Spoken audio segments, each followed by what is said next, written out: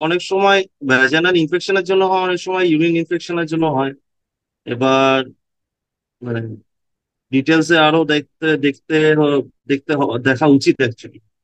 আসলে মানে ইগনোর করে দেওয়া উচিত না ভ্যাজানাল ইচিং। অনেক সময় এসটিডির জন্য হয়, হার্পিস এগুলোর জন্য হয়, পুয়ার হাইজিন মেনটেন করলেও অনেক সময় হয়। অ্যাকচুয়ালি আসলে হচ্ছে মেইন কারণ এইগুলোই মোটামুটি। একটা তো মেইন যেটা হচ্ছে কোয়ালিটি অফ লাইফ হ্যাম্পার হচ্ছে, ঠিক আছে। দ্বিতীয়ত হচ্ছে আর রিস্ক বলতে গেলে হচ্ছে, ধরুন একটা ইনফেকশন রয়েছে, সেটা আনঅ্যাটেন্ডেড রয়ে থাকছে, অনেকদিন ধরে থাকছে, সেটা অনেক কিছু বড় কিছু ঘটনা জিনিসের জন্য তো হতে পারে না। তো মানে better to get it treated early. ফার্স্টে আমাদের যেরকম ডাক্তারিতে প্রথমে হচ্ছে আমরা হিস্ট্রি টেক, মানে প্রথম থেকে কি কি শুরু হয়েছে, মানে প্রপার সিকোয়েন্স অফ ইভেন্টস, এটা প্রথমে জিজ্ঞেস করা হয়। দিস ইজ মোস্ট ইম্পর্টেন্ট, একটা হিস্ট্রি টেক। তারপরে হচ্ছে সেখান থেকে সেই থ্রু দিয়ে মানে করা, তারপর ডায়াগনোসিস। তারপর হচ্ছে আপনার একটা তো যদি ইউরিনের জ্বালা থাকে, ইউরিন করতে গেলে, তো ইউরিন করতে গেলে জ্বালা গেলে ইউরিনের টেস্ট করতে হবে। এবার ধরুন সালস্রাব করছে, তখন ভ্যাজাইনাল সোয়াব নিতে হবে কালচার করার জন্য, ঠিক আছে। এবার হার্ট বিট যদি হয়, যেরকম এসটিডি গুলোর জন্য বলছি, এসটিডি তে অনেক সময় মানে পারফেক্ট মানে একদম মানে ক্যারেক্টারিস্টিক লিশন থাকে, মানে হচ্ছে ওই ফোড়া জাতীয় জিনিসের মতোই বলতে গেলে, কিন্তু লিশন মানে ক্যারেক্টারিস্টিক লিশন থাকে।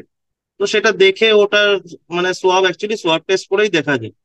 ভাইরাল ইনফেকশনে হচ্ছে ডিএনএ পিসিআর করতে হবে, আর ব্যাকটেরিয়ার জন্য হচ্ছে কালচার করতে হবে। যতটা হাইজিন মেনটেন করা যায় এটা একটা মেইন ব্যাপার, যতটা প্রপার হাইজিন মেনটেন করা যায়।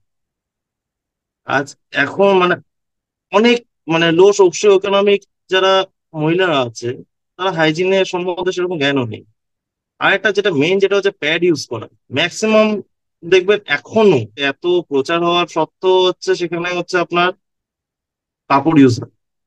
আর সেটার জন্য হচ্ছে সার্ভাইকাল ক্যান্সার, যেটা অনেক বড় জিনিস, এটা সেটা খুবই প্রিডমিনেন্স হয়ে যাচ্ছে।